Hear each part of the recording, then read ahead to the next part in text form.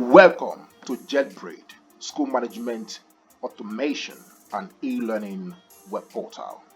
Now, this is an all-in-one school web portal.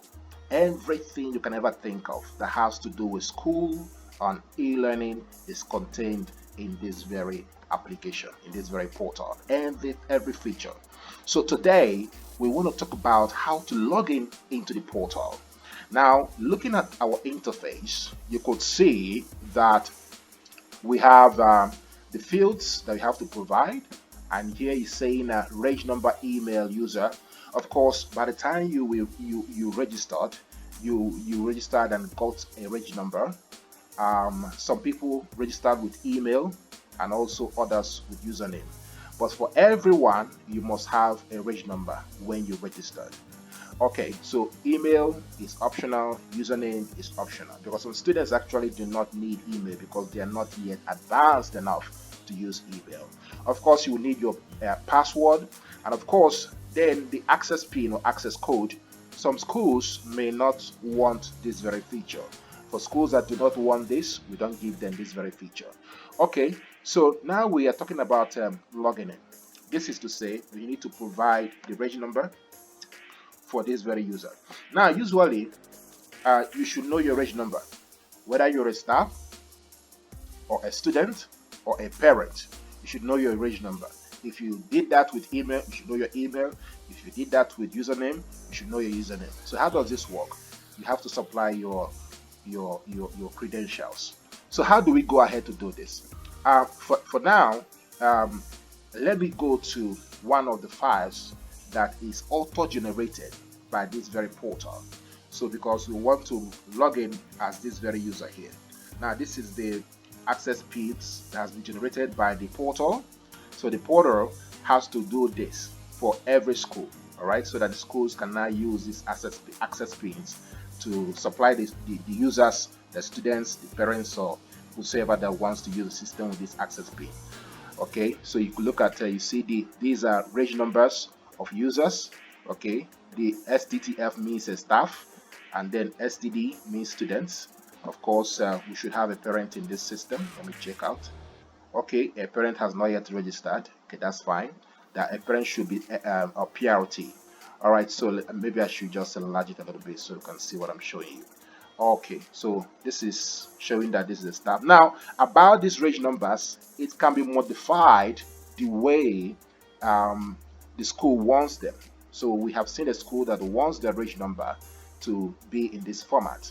Okay, so we're going to concentrate now on the very user we want to sign up. So let's sign up this very user. So I'm going to take this reg number. I've just copied it into the clipboard, and I'm going back to where we were. Okay, this is where we were. I'm just going to drop it here. Okay, and then for the password, of course, it should be available offhand, or the user should know the password as well. Okay, then the access pin, let me just click this so that we can see it. Okay, let me just go first of all.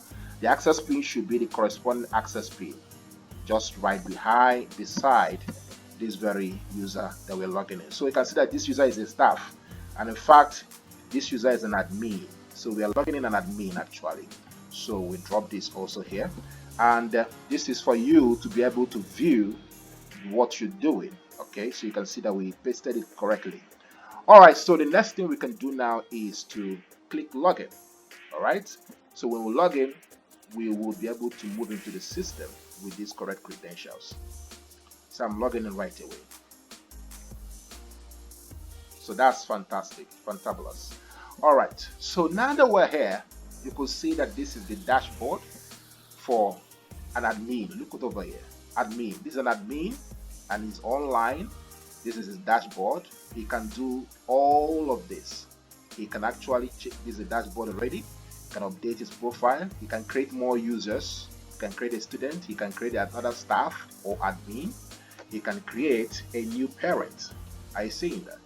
Okay, he can actually enroll users that registered with email from outside, that is self-registered users. He can actually search for all users by category and by adaptive advanced searching. That is what is red. All these red spikes. It means that you can actually filter your search with advanced feature. Okay, the next one is you can mark student attendance.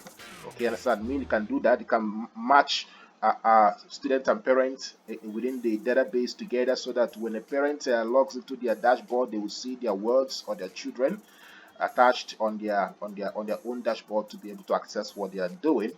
Okay, we're going to still look at these features one after the other. I'm just trying to make an quick explanation of the dashboard, what it's like. So you can assign subjects for all these classes. Now this is a quicker way of assigning subjects. It's an updated form. This is the deprecated form. Okay, so we updated to this form, this very part. We're going to see all of that later.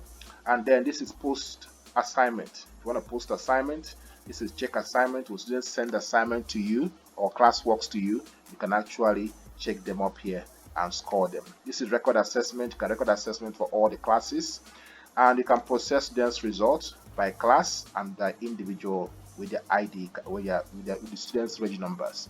You can check news updates for all users. You can actually do an admin notification. You can check admin notification for the mails sent to you directly.